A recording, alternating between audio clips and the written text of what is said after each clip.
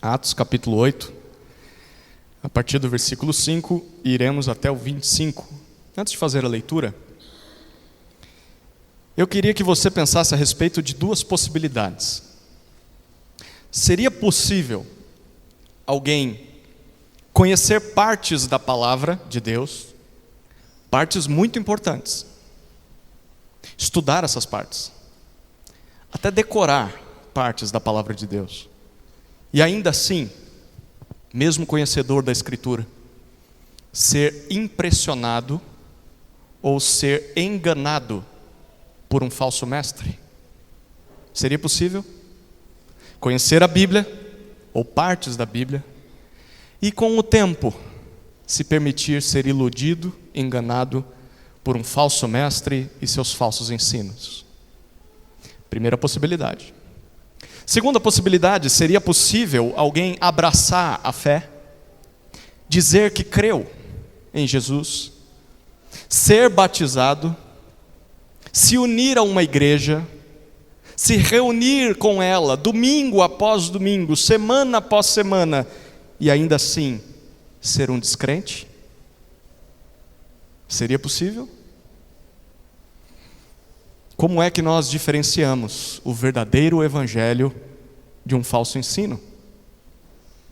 Como é que nós reconhecemos um verdadeiro pregador do evangelho de um falso mestre? Como reconhecer a diferença? Como identificar um crente verdadeiro? Alguém que verdadeiramente crê no evangelho de Jesus? Como é que eu sei que eu sou um crente verdadeiro? É sobre isso que esse texto fala, e fala sobre mais algumas outras coisinhas. Essa narrativa de Atos, capítulo 8, a partir do versículo 5, apresenta uma comparação para nós. É uma comparação entre um povo que creu verdadeiramente no Evangelho, e a gente vê o que acontece na vida deles. E essa comparação é entre esse povo e um homem que parece ter crido. Parece. Ele inclusive foi até batizado. No início estava tudo muito bem, mas com o tempo ele demonstrou ainda ser um incrédulo, um descrente. Lucas, que é o autor de Atos, ele conta essa história para nós através de 4 cenas, 4 partes. Na primeira cena nós vemos a pregação, versículos 5 a 8. Segunda cena, a aceitação dessa pregação, 9 a 13. Terceira cena, confirmação, versículos 14 a 17. E por fim, a confrontação, versículos 18 a 25. Eu vou repetir aos pouquinhos, então você não precisa ficar desesperado para anotar. Enquanto nós vamos observando essas 4 cenas, eu quero que você responda para si mesmo: quem eu sou nessa história? Eu sou o verdadeiro crente? Ou eu sou um falso crente, que acha que é crente? Primeira cena, pregação.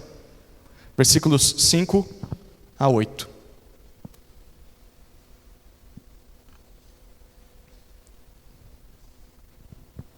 Filipe foi à cidade de Samaria e anunciava Cristo ao povo dali.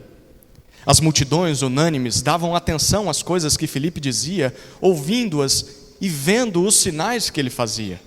Pois os espíritos imundos, gritando em alta voz, saíam de muitos que estavam possuídos por eles, e muitos paralíticos e coxos foram curados, e houve grande alegria naquela cidade. Essa primeira cena, pregação. A nossa história começa com o personagem Filipe. Quem é Filipe? Bom, para que a gente se lembre quem é Filipe, precisamos retomar para a história desde o capítulo 6 de Atos. O que a gente viu no capítulo 6? Capítulo 6, a igreja em Jerusalém, ela começou a crescer. Isso é uma coisa boa ou ruim? A igreja crescer? Se você falar ruim, tem um problema aí. Pessoas estavam se convertendo. Chegou a mais de 5.000 homens, tirando mulheres e crianças. Então tinha muita gente. Só que com o crescimento numérico, vem também os seus problemas. Porque era muita gente precisando de ajuda e tinha muito pouca mão de obra. O que os apóstolos fazem? Eles chamam toda a igreja e dizem: olha, não faz sentido a gente cuidar das necessidades da igreja, necessidades físicas, e deixa a palavra e a oração de lado. Então vamos escolher, vocês escolham 7 homens preparados para servir as pessoas que têm necessidades físicas, e nós vamos continuar nos dedicando à pregação da palavra. E a igreja em Jerusalém escolhe 7 homens de boa reputação, cheios do Espírito e cheios de sabedoria. Eles fariam trabalho de diáconos, futuramente esse ofício seria chamado assim. E eles começam a servir e a igreja continua avançando. Filipe é um deles. Filipe foi um daqueles 7 homens. Ele era um judeu, mas que não nasceu em Jerusalém, nasceu fora. Por isso ele era chamado de helenista. Ele tinha uma cultura grega. Um outro diácono que foi escolhido junto com Filipe foi um homem chamado Estevão. Estevão não só servia, mas também pregava. E Estevão pregava com muita autoridade e confrontando os pecados dos líderes de Israel. Isso gerou uma repulsa e eles então o levaram para o Sinédrio e ele pregou contra o pecado dos líderes de Israel lá em Jerusalém. Eles ficaram com muito ódio e eles mandaram apedrejar Estevão. Estevão foi morto e com isso deu-se início a uma grande perseguição à igreja de Jerusalém. Todos os crentes fugiram para não serem mortos por causa dos líderes religiosos. Apenas os apóstolos ficaram em Jerusalém. Toda a igreja foi embora. E é aí que a gente encontra o texto que lemos. O versículo 5 conta que, ou melhor, o versículo 4 do capítulo 8, olha que interessante. Enquanto isso, os que foram dispersos iam por toda a parte pregando a palavra.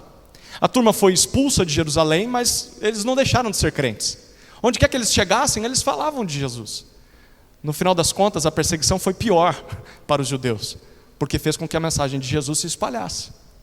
E Filipe não foi diferente. O versículo 5 diz para nós que Filipe vai à cidade de Samaria e ele prega sobre Cristo aos samaritanos. Repare, Filipe, como diácono, ele não só servia, mas também pregava. Você não só é chamado a servir, mas também falar de Jesus. Bom, quem eram os samaritanos? A cidade de Samaria ficava a mais ou menos 60 quilômetros de distância de Jerusalém, ficava ao norte. Samaria foi a antiga capital do reino do norte de Israel. Lembra que o Israel foi dividido em dois reinos, o reino do norte e o reino do sul. O reino do norte nunca teve um bom rei temente a Deus. O reino do sul teve um ou outro. Mas o reino do norte se desviou completamente de Deus ao longo dos anos. Desde o começo, eles misturaram a adoração a Deus com a adoração aos deuses pagãos dos países, das nações vizinhas. Eles criaram até um local de sacrifício lá no norte para que o povo não tivesse que vir até Jerusalém. Então, desde o começo da separação do reino, esse povo tinha gente que temia Deus, mas misturavam muito a adoração a Deus com a dos falsos deuses. Além disso, os assírios, quando conquistaram o reino do norte, eles obrigaram o povo conquistado a se casar com outras nações, com pessoas de outras nações. Isso fez com que os moradores dessa região da Samaria se tornassem um povo mestiço. Eles eram metade israelitas, metade pagãos. E além disso, eles diziam que Deus só deveria ser adorado lá no norte, onde ficava Samaria, no Monte Gerizim, não em Jerusalém. Eles diziam, é aqui no norte que Deus quer que a gente o adore. E eles acreditavam e seguiam apenas os 5 primeiros livros de Moisés, a lei de Moisés. Todo o restante eles não consideravam, o restante do Antigo Testamento, não consideravam como palavra de Deus. E é por isso que os judeus, que eram os sobreviventes do reino do sul, os judeus odiavam os samaritanos e vice-versa. Eles nutriam muito preconceito, muita hostilidade, tanto os judeus para com os samaritanos, quanto os samaritanos para com os judeus. Eles não se davam. Ao longo dos séculos, houve diversos conflitos, batalhas, muito sangue derramado. Era uma região assim que as pessoas não se davam mesmo.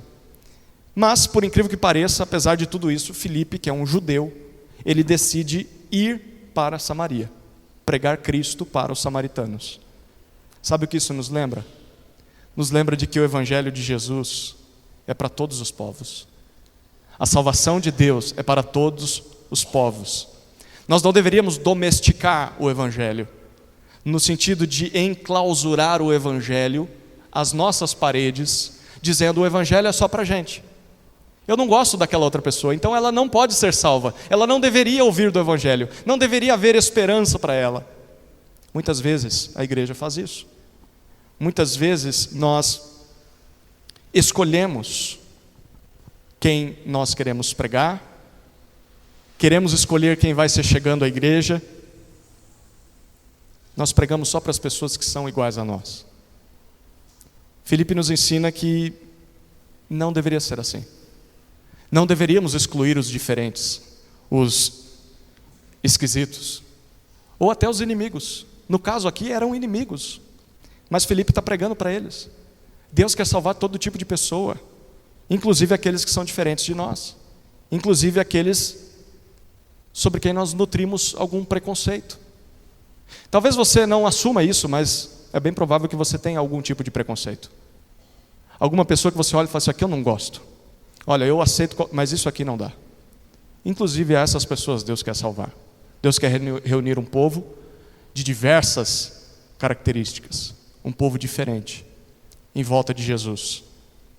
O Evangelho não só quebra os nossos preconceitos, não só destrói os nossos preconceitos, mas ele nos move em direção às pessoas estranhas.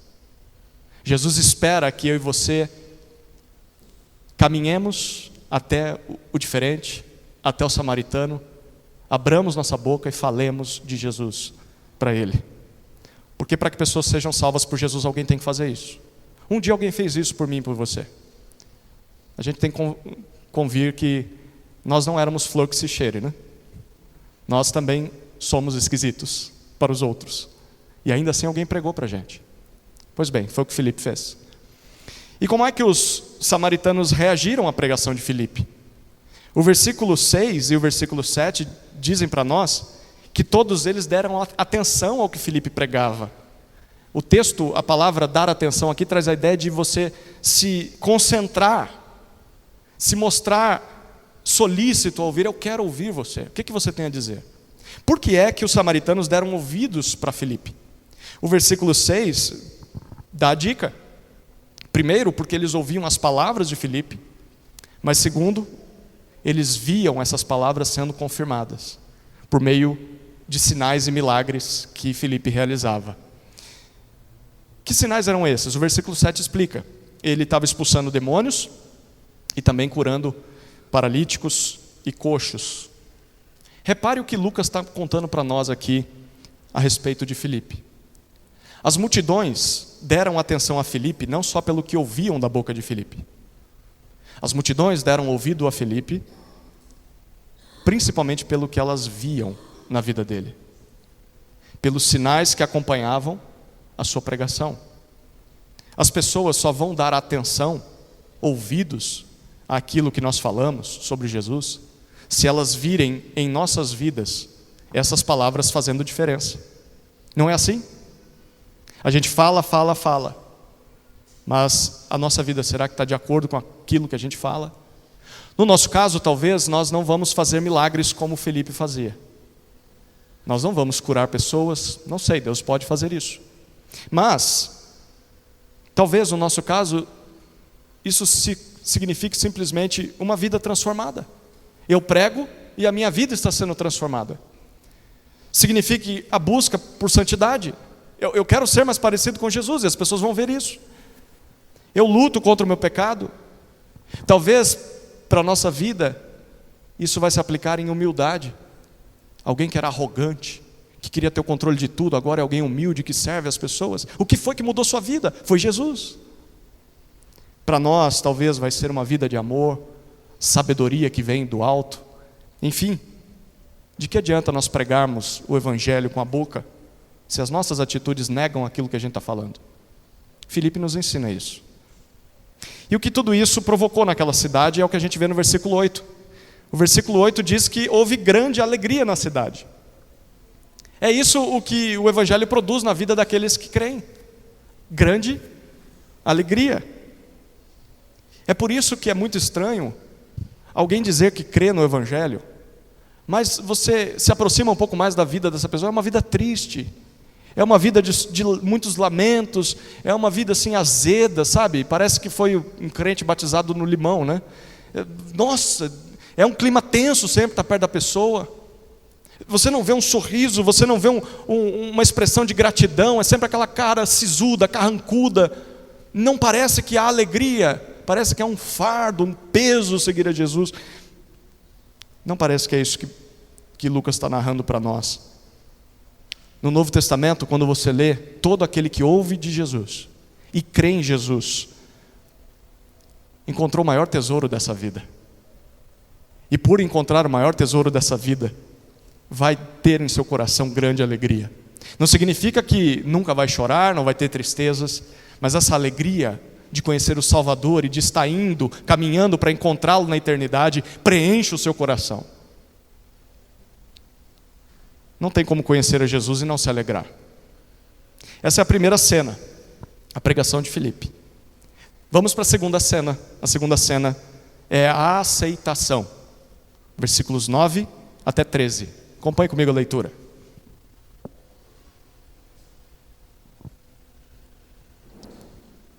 Havia naquela cidade um homem chamado Simão, que praticava artes mágicas e deixava o povo de Samaria admirado.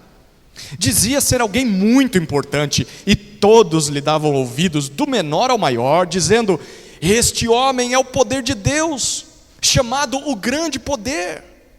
Davam atenção a ele, porque durante muito tempo os havia impressionado com as suas artes mágicas.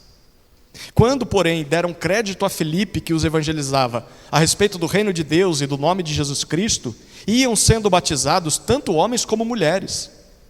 O próprio Simão abraçou a fé, e tendo sido batizado, acompanhava Filipe de perto, observando extasiado os sinais e grandes milagres praticados.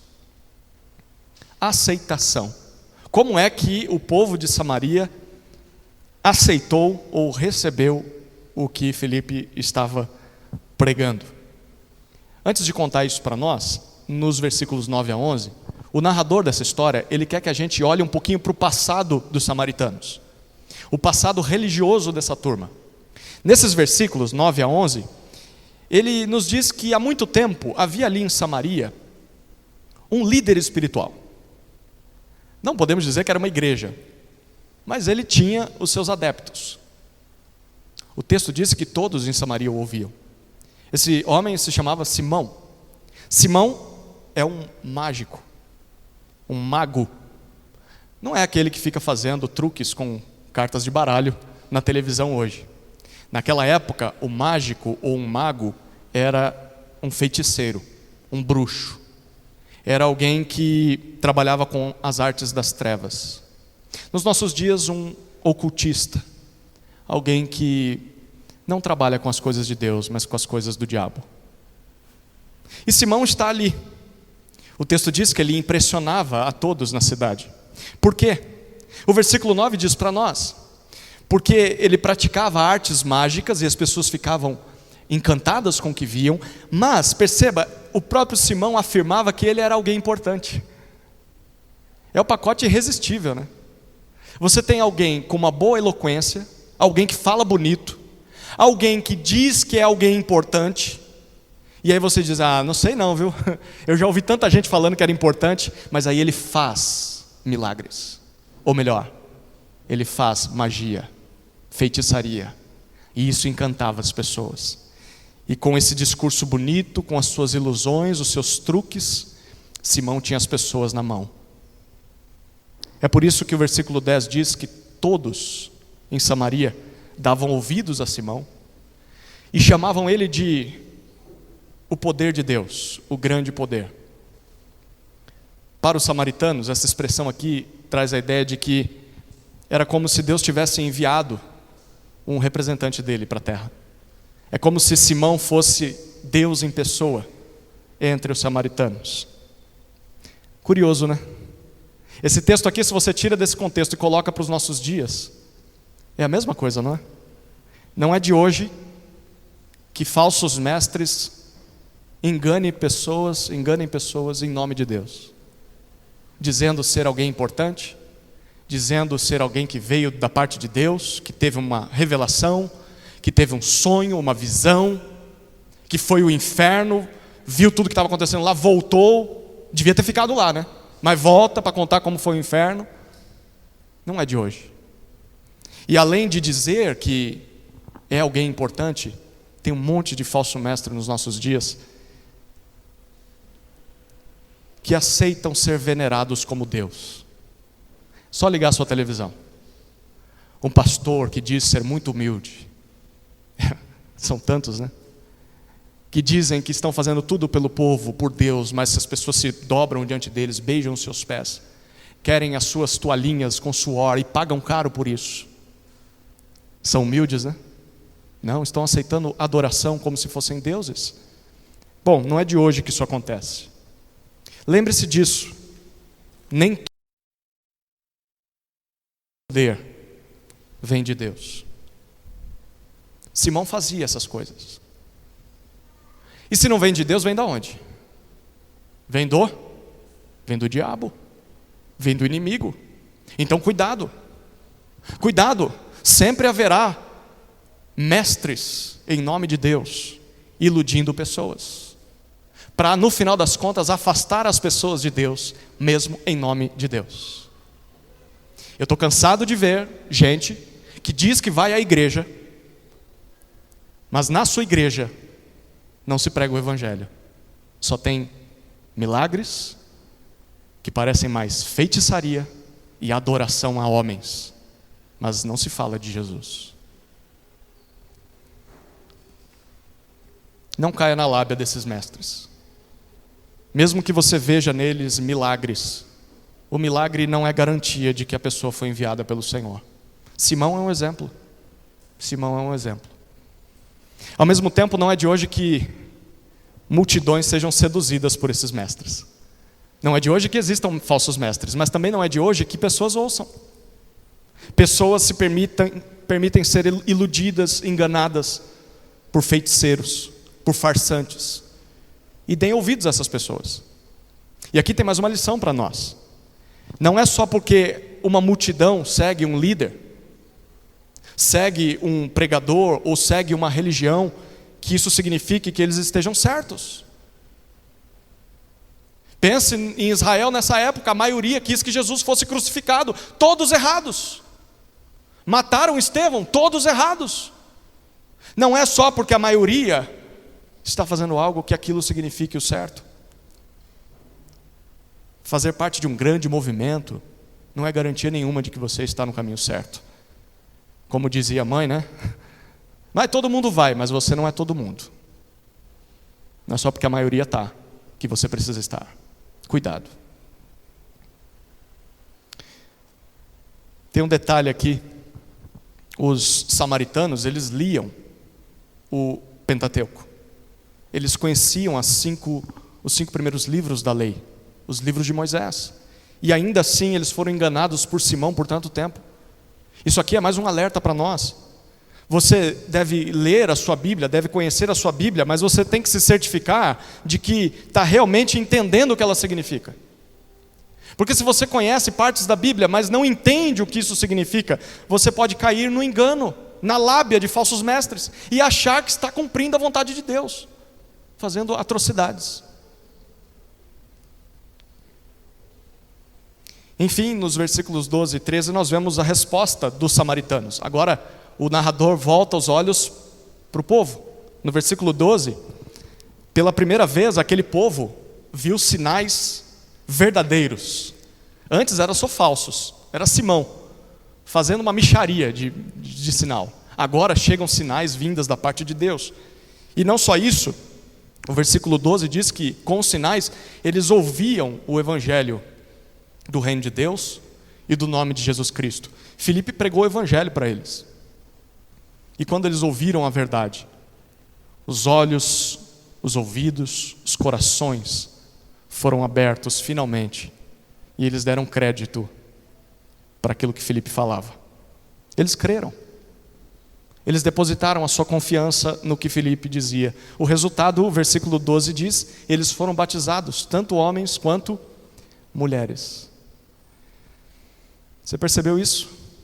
A fé no Evangelho levou as pessoas a serem batizadas. Se você crê em Jesus, você precisa ser batizado. E isso é para todos. É para aqueles que são os mais respeitados em uma sociedade, naquela época eram os homens. Mas também é para aqueles que são mais desprezados, no caso, na época, eram as mulheres. Em outras palavras, a vontade de Deus para as pessoas que creem em Jesus, sejam importantes, poderosas para esse mundo ou não, a vontade dele é sempre a mesma: que todos passem pelo batismo. Creia no Evangelho e seja batizado. É o que Jesus espera de quem crê. O versículo 13 é incomum, porque a gente vê que o próprio Simão responde à pregação de Filipe. O que era de se esperar de alguém como Simão? Para pensar aqui. Você, por tantos anos, ganhou a vida iludindo uma cidade inteira com uma mentira. Você não é o grande poder de Deus, você sabe. Você sabe que os seus poderes não vêm de Deus. Mas você diz isso para as pessoas acreditam. E elas vão te sustentando. Você tem fama, você tem status, você tem poder naquela cidade, você tem influência. Qualquer ordem ou comando as pessoas vão fazer porque elas acreditam ser a vontade de Deus. Mas da noite para o dia, Filipe entra na cidade e toma o lugar de Simão, o lugar de autoridade, de influência. O que a gente esperaria normalmente que acontecesse aqui? Que Simão se colocasse contra Filipe, que Simão inventasse alguma mentira, alguma coisa para atacar a honra de Filipe, fazer com que o povo não ouvisse Filipe, mas o texto diz que não. Ao que parece, o próprio Simão, diz o texto, ele abraçou a fé, diz que creu. O próprio Simão foi batizado. E o texto, versículo 13, diz que não só isso, mas ele passou a acompanhar Filipe de perto. Ele está maravilhado com os grandes milagres que Filipe realizava. Aqui é o momento de você acender uma... Lembra da anteninha de vinil do Chapolin Colorado? Espera aí, tem coisa errada aqui. Tem uma coisa estranha. Há alguns minutos atrás, esse homem aqui, ele era um mágico, um feiticeiro. Mas agora, ele disse que creu em Jesus, né? Ah, creu. Mas, o que será que demonstraria a sua verdadeira conversão? Interesse em Jesus. Quero saber mais sobre Jesus. Eu estava enganado, eu enganava o povo. Eu preciso pedir perdão para esse povo por tanta coisa errada que eu disse e fiz. Mas o versículo 13 diz que o que deixava ele maravilhado, extasiado, não era a pregação, mas eram os milagres. Os milagres chamavam a atenção de Simão. Ele não acreditava no que via. Cuidado com isso. Cuidado com isso.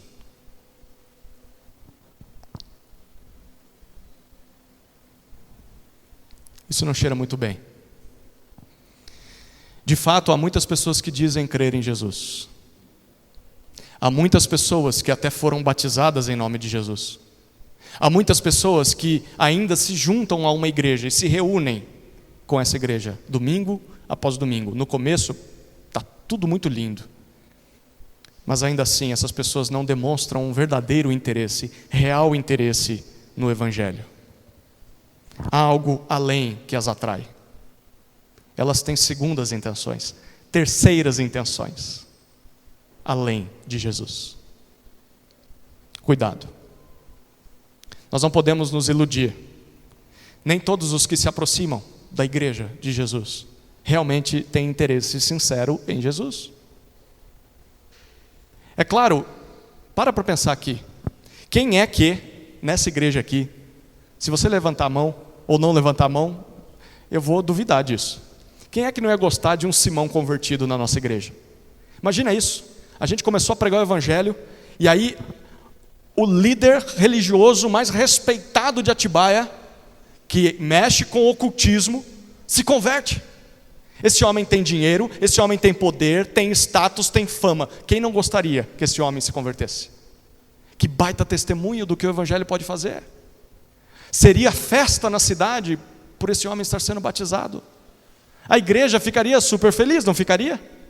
Sim, seria muito legal se realmente ele tivesse se convertido. Quantas pessoas não viriam juntas? Elas seguiam esse líder, agora ele diz que Jesus é o verdadeiro líder. As pessoas iriam se converter a Jesus também. Cuidado. Espere pelo teste do tempo. Observe bem a vida desse homem. Observe bem a vida dessa pessoa. Nós devemos ir com calma. Principalmente em dar cargos de liderança para pessoas que chegam. Pessoas que foram líderes de seitas, de religiões, de ocultismo, se convertem. Calma, vamos com calma. Observa bem a vida dessa pessoa.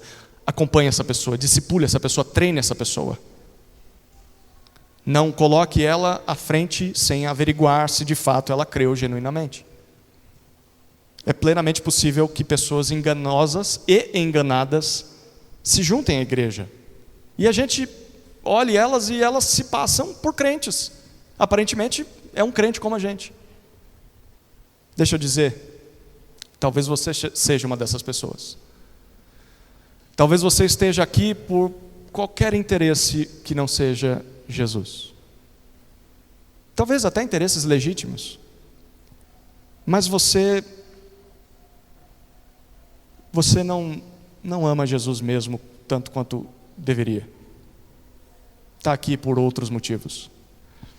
Como é que eu posso saber se eu sou esse ou não? Bom, a Bíblia diz que isso não dura muito tempo. Chega uma hora em que a pessoa não consegue mais enganar. Chega uma hora em que seguir a Jesus vai custar caro para ela e ela vai dizer, quer saber? Eu não quero esse negócio para mim. Uma hora ou outra as garrinhas vão ser colocadas para fora. E aí a gente vai saber muito claramente quem essas pessoas são, quais são as suas intenções. Não dá para fingir ser crente por muito tempo, não é? Gente, ser crente dá trabalho, né? Seguir a Jesus dá muito trabalho. Fingir isso aqui é muito difícil. Uma hora ou outra aparece. Terceira cena, chegamos à confirmação. Confirmação. Versículos 14 até 17. Acompanhe comigo a leitura.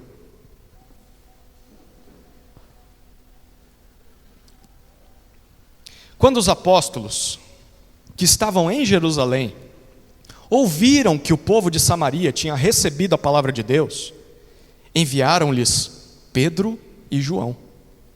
Chegando ali, oraram por eles para que recebessem o Espírito Santo, pois o Espírito ainda não havia descido sobre nenhum deles. Tinham apenas sido batizados em nome do Senhor Jesus. Então lhes impuseram as mãos e eles receberam o Espírito Santo. Agora Lucas, no versículo 14, volta os nossos olhos para Jerusalém. Ele aperta uma pause ali em Samaria e fala, olha, veja o que está acontecendo em Jerusalém. A notícia chega aos ouvidos dos apóstolos, só eles ficaram lá em Jerusalém. E a notícia é, os samaritanos creram. Espera aí, que história é essa? Os samaritanos são nossos inimigos. Como é que eles creram no Cristo, que nem os judeus creram? Então eles enviam os dois maiores, talvez os mais importantes apóstolos, Pedro e João. Manda gente graúda para ver a situação. E eles viajam até Samaria, e o texto diz para nós que eles vão até lá, versículos 15 e 16, porque apesar de os samaritanos terem crido no Evangelho e serem batizados em nome de Jesus, o texto diz que eles não tinham recebido o Espírito Santo. Que texto espinhoso isso aqui, não é? Você que é batista, você deve estar incomodado, né? Que negócio é esse? Você que é mais pentecostal deve estar, isso mesmo. Calma. Vamos ver o que o texto está dizendo. O versículo 17 diz que eles chegam lá, eles oram. Lembra que eles são apóstolos. São representantes autorizados de Cristo. Eles impõem as mãos sobre aquelas pessoas e elas recebem o Espírito Santo. Agora é a hora então de você falar, eu preciso de mais explicação, porque está esquisito. Vamos com calma. Será que esse texto aqui significa que a tese de nossos irmãos pentecostais de que crer em Jesus e ser batizado com o Espírito são dois eventos diferentes? Será que isso confirma essa tese? Será que crer em Jesus e receber o Espírito, a segunda bênção, são validados por esse texto? É isso que esse texto está dizendo? Vamos com calma.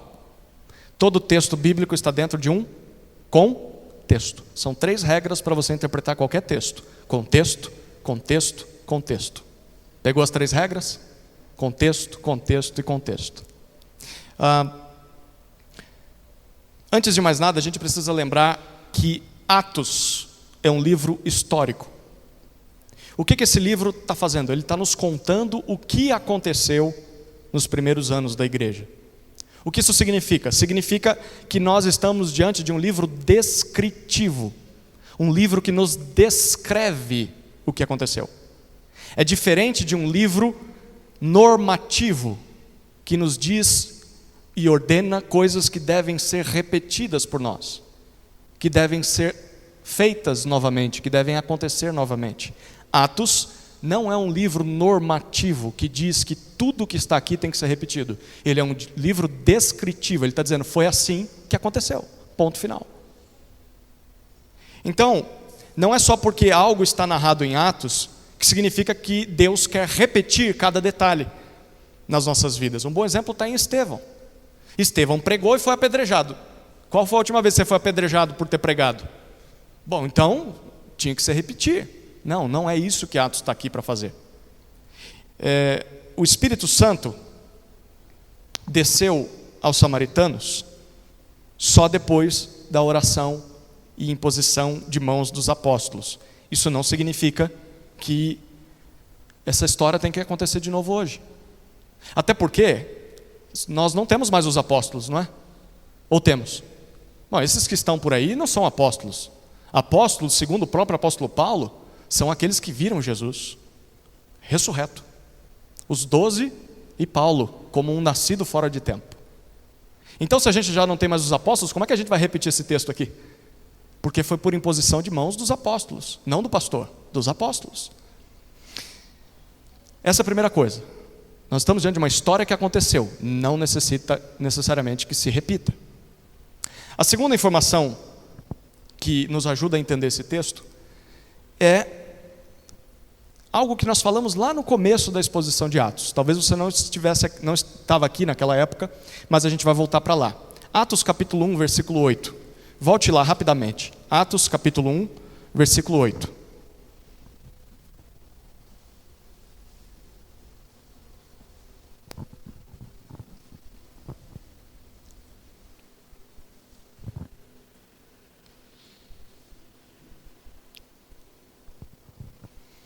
Nós estamos aqui diante das últimas palavras de Jesus aos discípulos, aos apóstolos, antes de voltar aos céus. Olha o que diz Atos 1:8. Mas vocês receberão poder ao descer sobre vocês o Espírito Santo, e serão minhas testemunhas, tanto em Jerusalém, como em toda a Judéia e Samaria, e até os confins da terra. Lembra desse texto? Quando o Espírito Santo descesse sobre os apóstolos, todos eles receberiam poder para testemunhar de Jesus. Ali onde eles estavam, na cidade de Jerusalém, nas regiões ao redor, Judéia e Samaria, e depois até os confins da terra. Bom, quando nós estudamos esse texto aqui há um ano atrás, nós percebemos que o próprio livro de Atos, ele é estruturado geograficamente nessa sequência, nessas regiões. Eles estão testemunhando de Jesus em Atos capítulo 1 até capítulo 7 em Jerusalém. Depois, quando a igreja começa a ser perseguida, eles se espalham. E aí começam a pregar na Judéia e na Samaria, que é o texto que a gente está lendo hoje. Vai do capítulo 8 até o capítulo 12. E depois, a partir do capítulo 13, eles pregam para todas as nações. Aí eles pregam para os romanos, pregam para asiáticos, para as pessoas que vão encontrando. Então, diante dessas informações que nós colhemos, parece que Lucas, ao contar para nós, no capítulo 8, que eles receberam o Espírito Santo depois da imposição de mãos dos apóstolos, é que ele está mostrando para a gente que o mesmo que aconteceu lá em Jerusalém, no dia de Pentecostes, capítulo 2, também está acontecendo com os crentes na Judéia e na Samaria, e vai acontecer com os crentes que viviam longe, os confins da terra. Isso a gente vai ver lá no capítulo 10. Em outras palavras, o que aconteceu no Pentecostes? Você lembra? Lembra? Deus concedeu o Espírito Santo aos seguidores de Jesus, cumprindo as promessas do Antigo Testamento. Isso era uma forma de validar, de confirmar que o reino de Deus já tinha começado na vida daqueles crentes. E é por isso que a maioria dos comentaristas, que se esforçam para entender o que o texto estava dizendo mesmo, concorda que Deus também concedeu um Pentecoste aos samaritanos. E o capítulo 8 de Atos é o Pentecoste samaritano. O Espírito também está vindo para os samaritanos. E no capítulo 10 nós veremos um Pentecoste aos gentios. A mesma coisa vai acontecer no capítulo 10. Por que isso está acontecendo? Para confirmar as palavras de Jesus. O evangelho do reino de Deus é para todos. É para judeus, é para samaritanos, é para gentios. Todos aqueles que creem em Jesus recebem o Espírito Santo. É igual para todos. E de fato é isso que Paulo afirma em Efésios. E eu quero que você abra em Efésios agora, rapidamente também, Efésios capítulo 1. Deixe marcado Atos 8 e rapidamente vá para Efésios capítulo 1, versículos 13 e 14.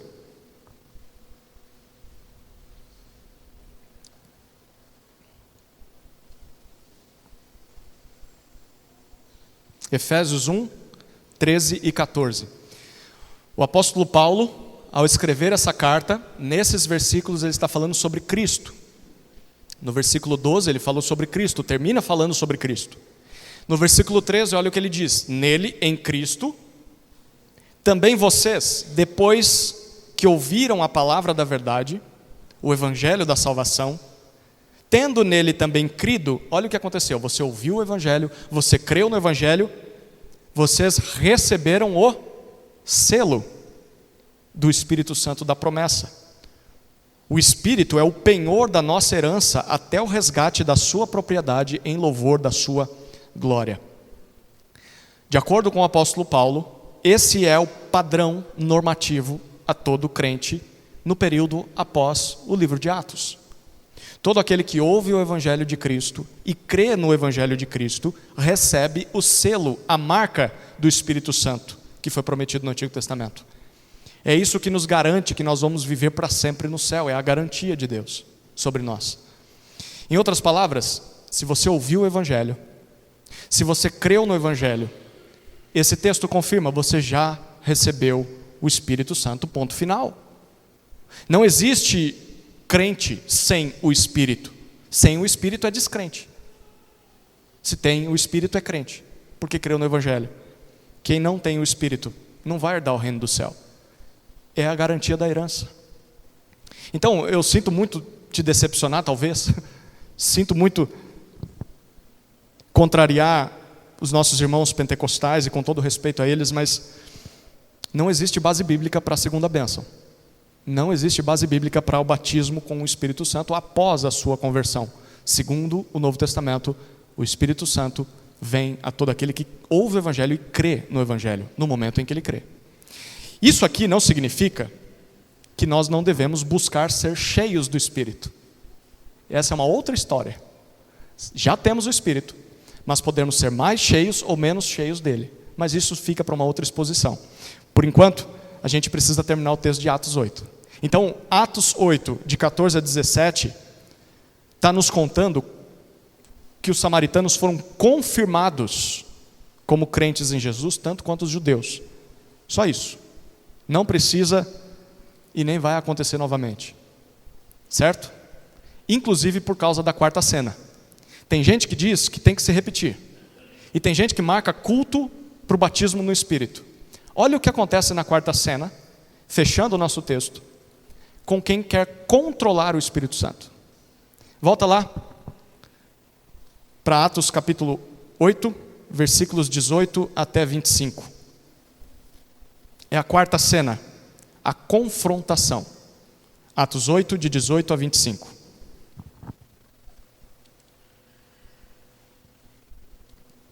Quando Simão viu que pelo fato de os apóstolos imporem as mãos, era concedido o Espírito Santo, ofereceu-lhes dinheiro, dizendo: deem também a mim este poder, para que a pessoa sobre a qual eu impuser as mãos receba o Espírito Santo. Mas Pedro respondeu: que o seu dinheiro seja destruído junto com você, pois você pensou que com ele poderia adquirir o dom de Deus. Não existe porção nem parte para você nesse ministério, porque o seu coração não é reto diante de Deus. Portanto, arrependa-se desse mal e ore ao Senhor. Talvez Ele o perdoe por esse intento do seu coração, pois vejo que você está cheio de inveja e preso em sua maldade. Simão disse aos apóstolos: peço que vocês orem ao Senhor por mim, para que não me sobrevenha nada do que vocês disseram. Eles, porém, tendo dado o seu testemunho e pregado a palavra do Senhor, voltaram para Jerusalém e evangelizavam muitas aldeias dos samaritanos. Perceba, essa é a quarta cena, a confrontação. Nós voltamos para o personagem Simão. Simão creu, foi batizado, está seguindo Felipe de perto. E o que ele presencia? Ao vivo e a cores, a descida do Espírito sobre os samaritanos. Eles veem os apóstolos impondo as mãos e o povo recebendo o Espírito. O homem fica mais impressionado ainda. E o que ele diz? Gente, que poder, que autoridade é essa?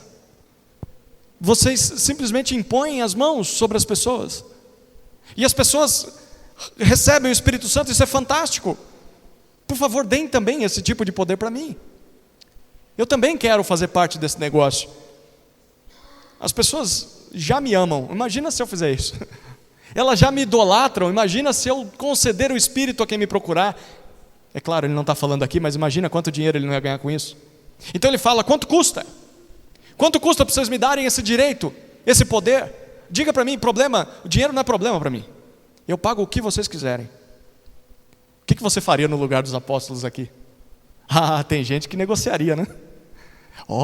Quanto é que você tem aí? Só me mostra.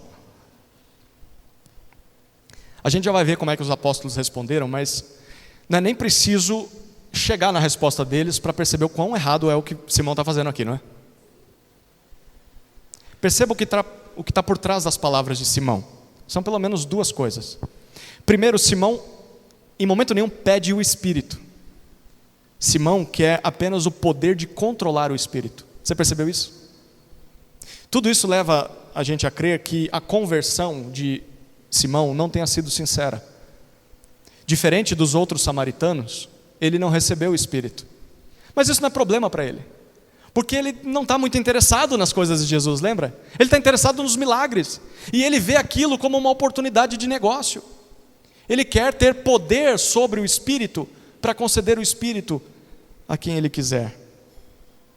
Isso significa que a profissão de fé de Simão, o batismo de Simão, eram só fachada. Ele não amava Jesus sinceramente, ele tinha segundas intenções. Será que existem pessoas assim nas igrejas atuais? Com segundas intenções? Querendo poder, autoridade, controle sobre as pessoas?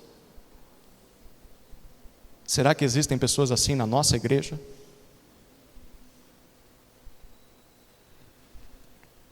Nunca duvide disso. Nunca duvide. Então, se você fica chocado com isso, se certifique de que você de fato ama Jesus, crê em Jesus, que você não é parecido com Simão. A primeira coisa que Simão não queria era o Espírito, ele queria poder. Mas as palavras de Simão revelam uma segunda intenção. Ele acha que o Espírito é comercializável.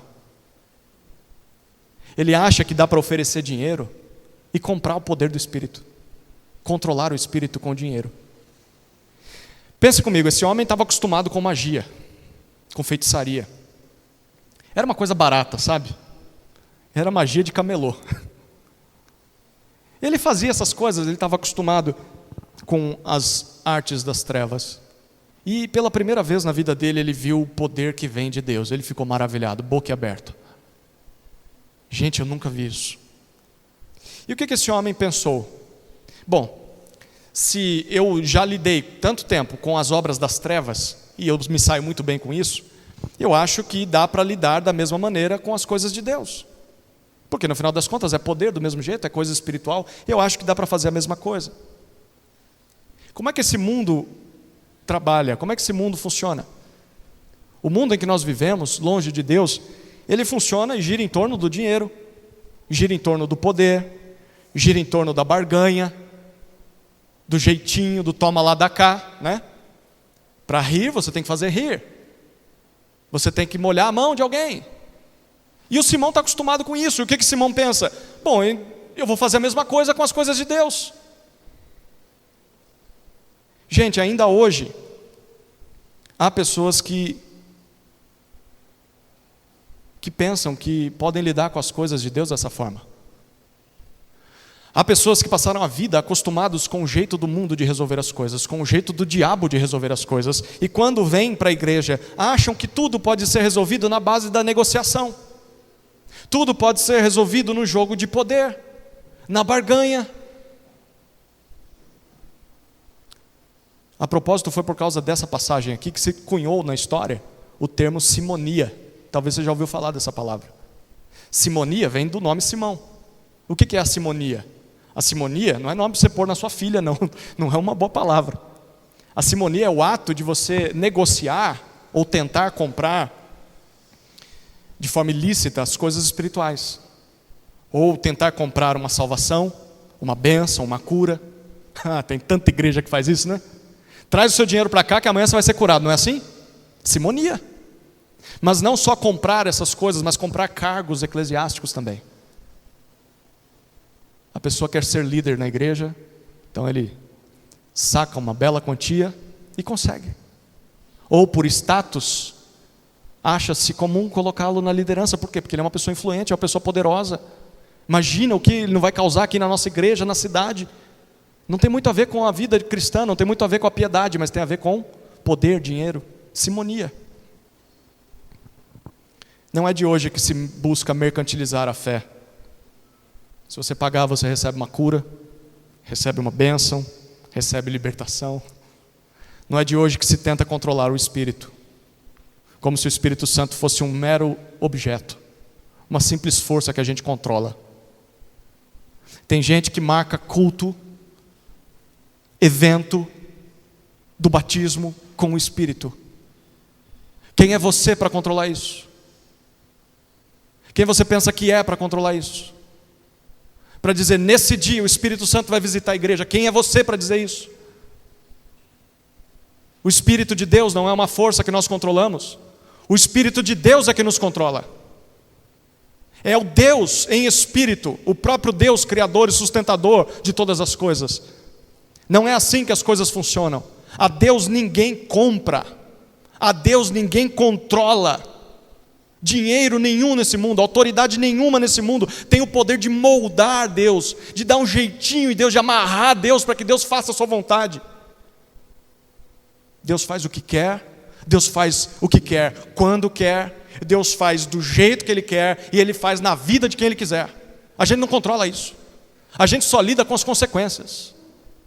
Se a gente pregar o evangelho para esse bairro aqui e o Espírito quiser converter as piores pessoas desse bairro, e normalmente é isso que Ele faz, nós não temos poder nenhum para dizer, não, isso não está acontecendo, nós não queremos essas pessoas nessa igreja. Nós vamos abrir essas portas e falar, sejam bem-vindos, porque é o Espírito que manda no negócio, é Deus quem manda aqui, a gente só se adapta ao que Ele faz. Como é que os apóstolos respondem à proposta de Simão? Versículos 20 a 23, a gente vê Pedro assumindo a palavra, ele sempre fez isso, né? E Pedro assume a palavra e ele diz basicamente o seguinte para Simão, versículo 20. Simão, pode ficar com o seu dinheiro, cara.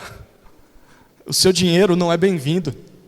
Na verdade, o dom de Deus não está à venda. Ainda mais para alguém como você. O versículo 20 diz, você tem um coração que não é reto, não é justo, não é sincero diante de Deus. É o que ele diz no 21. E mais, não tem espaço para você nesse ministério.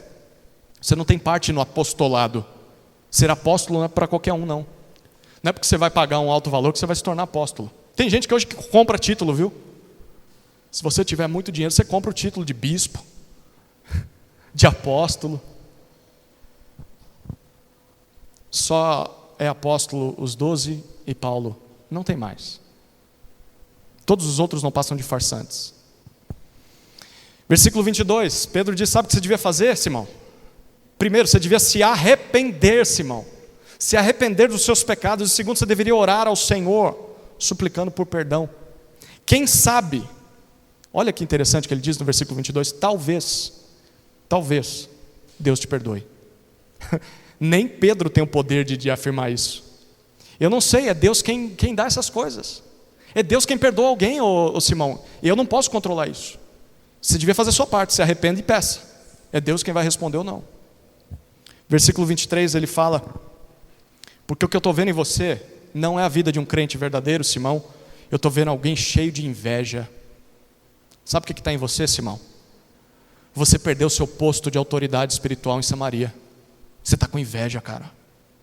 Mas você não só está com inveja e quer retomar esse posto, mas você é alguém preso na sua maldade. É assim que termina o versículo 23. Você ainda é escravo dos seus pecados.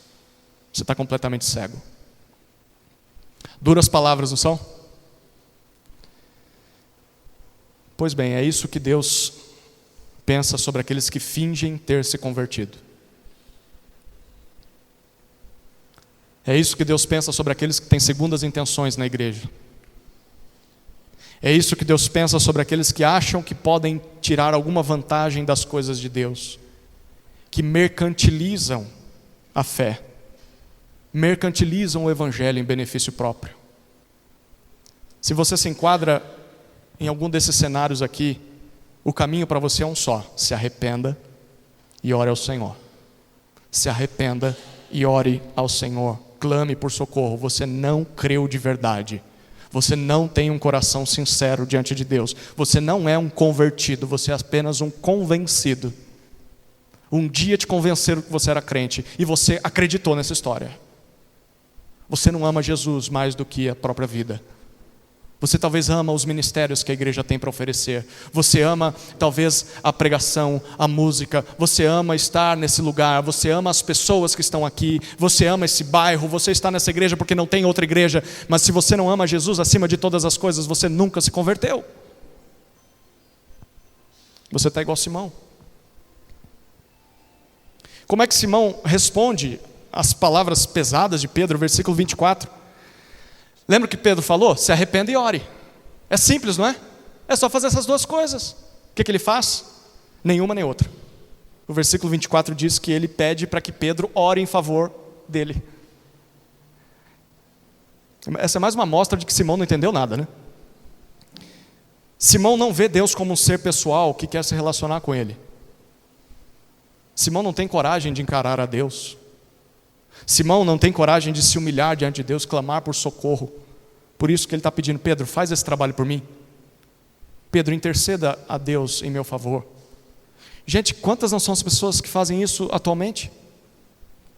Pessoas que simplesmente terceirizam sua vida espiritual. Elas não se relacionam com Deus, mas pedem que outros se relacionem em favor delas. Ora por mim. Você vai para o culto, ora por mim lá. Mas você não vai. Você não ora. Mas eu tenho que orar por você. Quantas não são as pessoas que jogam sobre os outros as suas responsabilidades? Simão deveria ter se arrependido, Simão deveria ter orado, mas ele não faz isso. Ele pede para que Pedro faça isso por ele. Pedro fala: meu filho, isso é com você. Inclusive o texto mostra que Pedro nem responde às palavras dele, né? Eles simplesmente viram as costas e vão embora de Samaria.